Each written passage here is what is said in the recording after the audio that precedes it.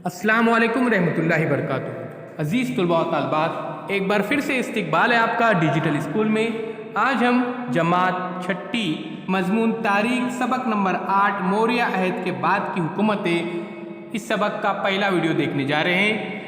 दूसरा वीडियो आपको चैनल के प्लेलिस्ट में मिलेगा। साथ ही साथ प्यारे बच्चों, डिजिटल स्कूल इस एंड्रॉयड ऐप के अंदर भी मौजूद है। ये बिल्कुल ऐप फ्री है, इसे ज़रूर डाउनलोड कीजिए। इसमें तमाम मज़ामीन के वीडियोज़ अपलोड किए गए हैं। तो आइए बच्चों जानते हैं, आपके सामने भारत का नक्शा है। 34 से 6 सदी ईस्वी का भारत इसमें बयान किया गया है। अब प्यारे बच्चों, जो निशान ज़्यादा हिस्सा है ये गुप्ताओं की सुल्तनत, उसी तरह से जदीद शहर यहाँ पर बताए गए हैं सियाह रंग से, जैसे दिल्ली, मालवा, प्रयाग, काशी, पाटलिपुत्र वगैरह। तो अज़ीज़ तुलबा व तालिबात, ये जो निशान ज़्यादा हिस्सा है ये था गुप्ताओं की सल्तनत। तो इस वीडियो में हम शुंग ख़ानदान, हिंद यूनानी राजा, राजा कुषाण, गुप्त राजघराना, वर्धन राजघराना, शुमाल मशरक़ी भारत का शाही इक़्तिदार के बारे में मुताला करेंगे। तो आइए बच्चों देखते हैं सबसे पहले शुंग ख़ानदान के बारे में। सम्राट अशोक के बाद मौर्य इक़्तिदार की ताकत में कमी होती चली गई।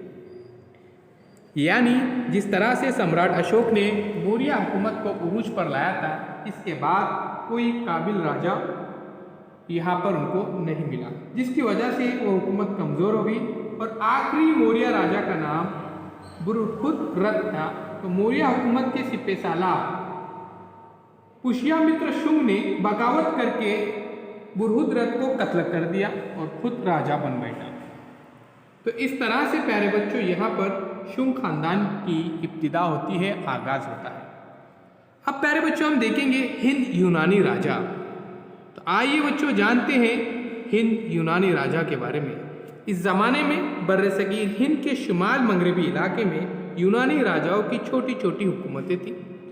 इन राजाओं को हिंद यूनानी राजा कहा जाता था। कदीम भारतीय सिक्कों की तारीख में इन राजाओं के सिक्के इंतहाई अहम हैं। सिक्के के एक जानिब राजा की तस्वीर और दूसरी जानिब देवता की तस्वीर बनाने की रिवायत थी।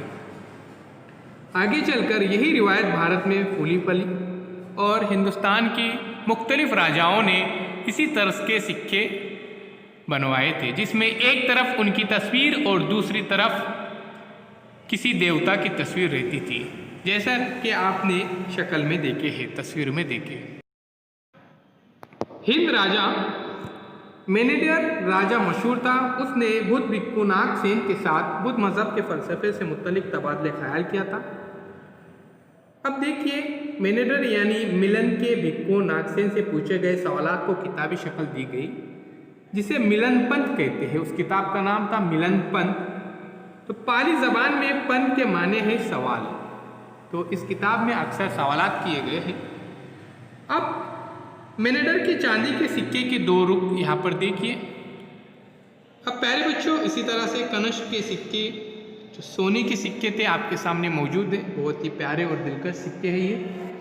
अब राजा कुषाण के बारे में मालूमात हासिल करते हैं। भारत में तरह तरह के लोगों की टोलियाँ बैरून हिंद से मुसलसिल आती रहीं और भारत को मुसलसिल लूटते रहे। इनमें वस्ती एशिया से कुषाण नाम से पहचानी जाने वाली टोलियाँ थी। उन्होंने पहली सदी ईस्वी में शुमाल मगरबी इलाके और कश्मीर में हुकूमत कायम की। भारत में सोने के सिक्के डलवाने की इब्तिदा कुषाण राजाओं ने ही की। तो प्यारे बच्चों, आपके सामने जो सिक्के हैं, इसकी इब्तिदा कुषाण राजाओं ने की थी। ये सोने के सिक्के थे। सिक्के पर गौतम बुद्ध और मुख्तलिफ भारतीय देवताओं की तस्वीरों का इस्तेमाल करने का चलन कुषाण राजाओं ने शुरू किया। कुषाण राजा कनश ने हुकूमत को वसत दी थी, यानी हुकूमत को फैलाया था। बहुत सारी जंगों में इसको कामयाबी हासिल हुई थी। आइए प्यारे बच्चों, अब देखते हैं हम सम्राट कनश के बारे में।